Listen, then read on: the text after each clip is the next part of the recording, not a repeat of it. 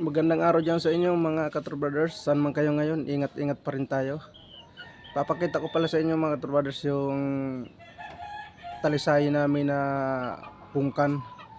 Ito mga Katro Brothers, so, ito yung itutuwit sa utol ko. Manok ni ito, no? Yan, ang ganda ng muka. Yan ito mga Katro Brothers, bata pa. Mga 9 months pa lang ito mga Katro Brothers. 9 months. Yan. Yan mga Katro Brothers, oh. Yan. Laki nang dito mga Katro Brothers, oh. Talagang bultong-bultong katawan niya. Yan. Laki, ang ganda ng ulo mga Katro Brothers. Yan. Kaso magalaw. Pa-subscribe man po ng aking channel, yung mga baguhan dyan, para lumago pa tayo mga Katro-Brothers, tapos magkaroon pa tayo ng mahabang kwentuhan lagi. Yun, others. Bultong-bulton mga katawan nito mga Katro-Brothers. Yan. Sa Malanday, tapos sa Pasay, ang gaganda ng mga record ng ating mga unang palahi kasi namin yung mga Katro-Brothers. Yung tatay, yung broodcock namin na nakadalawa. Tatlo yung magkapatid, dalawa pa lang yung nailaban mga. Pero nagbigay kaagad ng magandang record mga Katro-Brothers. Ito mga Katro-Brothers, ito yung paredy niya sa akin. Yan. Sortehin ulit tayo mga Katro-Brothers. Yan.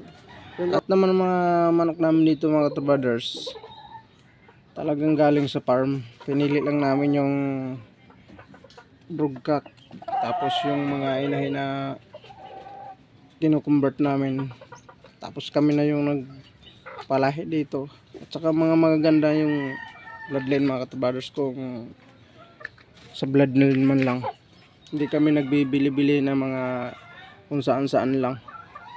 Kailangan talagang farm talaga. Kung sakaling gusto nyo mag-breed, farm kayo, pumunta mga Katro-Brothers, at piliin nyo yung gagawin yung materyales para pag nagpalahi kayo, hindi kayo magsisi sa huli.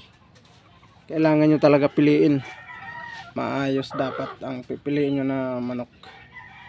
Huwag kayo nang pili lang ng pili mga Katro-Brothers. Tingnan nyo yung likod, tingnan nyo yung galaw, at alamin nyo rin kung anong klaseng bloodline at yung gusto nyo na bloodline. Kailangan nyo rin alamin yan mga Katro-Brothers. Mga kamag-anak sa MacArthur, yun, shout out sa inyo dyan. Sa Dalakit, sa Casa, shout out sa inyo dyan lahat. Pinsan, sa Montreal, shout out sa inyo dyan. Sa Nacinto, Masbate, shout out sa inyo dyan lahat. Thank you sa mga suporta nyo, at thank you rin sa mga nag-subscribe sa akin dyan. Thanks so much sa inyo dyan. At shout out pala sa ating mga viewers sa Tacloban, sa Leyte, Samar, Bohol, at saka Bicol. Sa aking mga viewers, saan man kayo ngayon sa sulok ng mundo, thank you so much sa inyo dyan lahat, sa walang sawang suporta nyo sa akin. Thank you so much. Yung mga hindi mahilig magmanok, thank you rin sa inyo dyan lahat. Tapos napanood din yung video ko, thank you rin sa inyo. Kahit hindi kayo mahilig magmanok, at least napanood nyo yung video ko. At thank you rin sa mga sa walang sawang suporta. Yan. Thank you rin sa aking mama ko, papa ko. Thank you so much sa inyo. Sana nasa maayos kayo lagi na kalagayan. Thank you so much sa inyo dyan lahat. At sana mga Katro-Brothers, lumago pa tayo para magkaroon pa tayo ng matagal na pag-uusapan natin, para marami pa tayong malaman sa pagmamanok. Yung pagmamanok pala mga Katro-Brothers, pwede nyo rin gawing negosyo. Yun, pwede nyo ibenta kung gusto nyo. Kung ayaw nyo ilaban, ibenta nyo mga Katro-Brothers.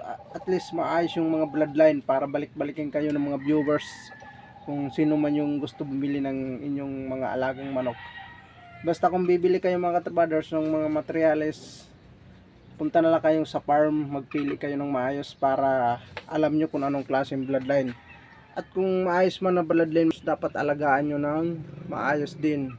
Dahil ang pag-aalaga manok ay hindi basta-basta. Kailangan ng vitamins, kailangan ng turok, kailangan ng sapat na panahon, kailangan sa pag-aalaga na maayos, lalo na pag umuulan. Doon nagkakaroon ng sipon, halak, kung ano pa yung mga klaseng sakit. Kailangan nating alagaan talaga mga katubaders. At yung mga baguhan pa lang dyan, talagang kailangan nyo rin yan matutunan. Huwag tayong alaga lang, sabihin natin alaga lang, pinakain natin, hindi naman natin inalagaan ng maayos.